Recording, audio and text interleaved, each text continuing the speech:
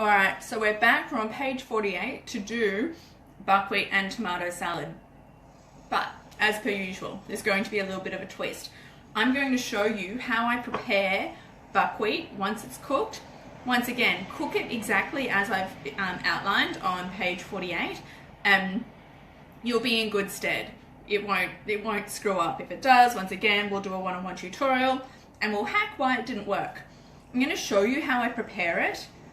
And then, because sometimes we don't want to be eating salad for 3-4 days, or the same salad for 3 or 4 days in succession, I'm going to show you how I would use a freezed portion, a one-person portion, to be able to build a quick salad really quickly that I can happily keep veggie, pop an egg on it, pop a tin of tuna on it, a little bit of leftover roast meat would be totally perfect there as well. But it's just going to show you that it doesn't all need to be big. That this way of eating, what you have signed up beautifully to be a part of for this 6 weeks, is learning a way of eating that can allow you to tune into what you want to eat that day and create it. So, with that, I have some beautifully drained buckwheat. Buckwheat is actually a member of the rhubarb family. It is a super, if there needed to be a food that was going to be like the poster girl food for the grounded way, it would be buckwheat. Super tonifying for our nervous system. It's like, along with seaweed, like nature's hair, skin and nail support. It's beautiful. It doesn't have a whole lot of flavor, which makes it a perfect vehicle for adding lots of deliciousness in. That being said, I'm going to stay on track.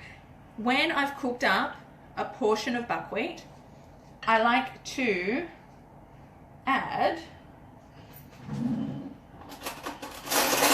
1 to 2 teaspoons of coconut oil to it to help keep the grains separate. Even when it thaws after you freeze it, the coconut oil really helps to keep the integrity of the little buckwheat groats intact. And because this is nice and warm, that is melting beautifully.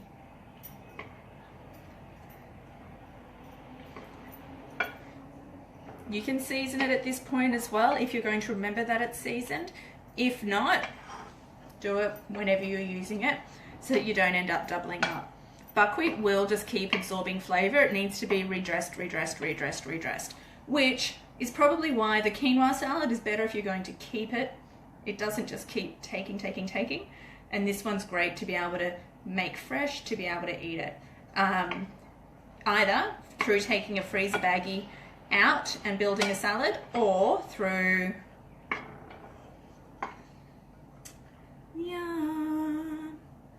making it fresh. So that's all done. At that stage, I will package it up, pop it in the freezer, good to go. What I love about buckwheat is that it is cheapest of the grains as well. Frugal, always at the front of my mind. Now I'm going to come over, and with the buckwheat salad, like I love to use tomatoes, capsicum and pomegranate. Pomegranate gives it that real nice sweet little punch, but I'm not going to do that today. I am going to just use tomatoes and capsicum. You're going to see that I've done the lazy thing. I've simply, and it's not lazy, I think it's smart. I've sliced up half a cucumber. I've sliced up maybe 8 to 10 small tomatoes. I also have the chermoula that we made last week that caused me so much grief here as well to play while we make this salad. So what's going to happen here, we're going to put our half a cup of grains within this salad. I'm going to add 2 teaspoons of chermoula into that mix and mix it up in the bowl that I'm going to eat it in until it's well coated. Going for that Moroccan flavor. Because I know chermoula packs a punch and I'm not necessarily feeling that punchy, I'm also going to add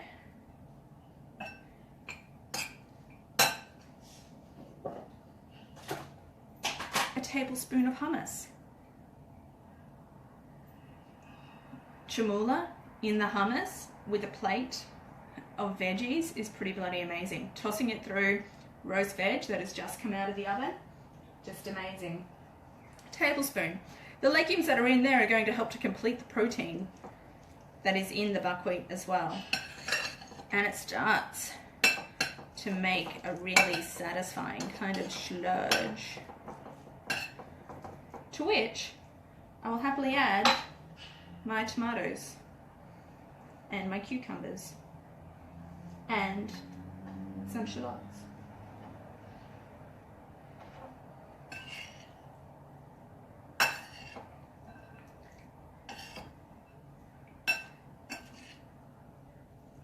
And mix it all together. So this would work with the harissa. This same thing will work with the pestos that you've made. You can tie together a pretty yummy and amazing looking lunch in no time at all. I'm going to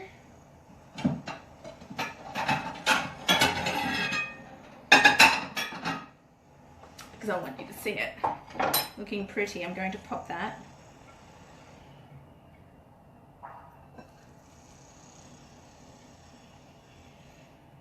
onto a plate that you would happily serve for dinner alongside some lamb cutlets.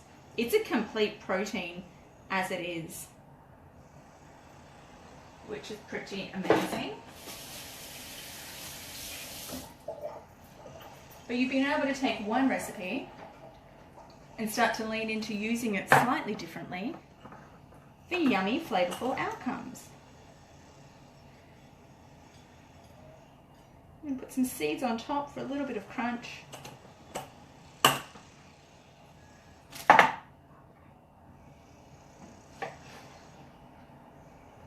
And pop a little bit of fresh lemon on the side for you there as well. Let's pop it on top. Make it look like an 80s bistro meal. And you will see, there is your yummy lunch for one. Packing in a punch of nutrition with the chermoula that you've added through.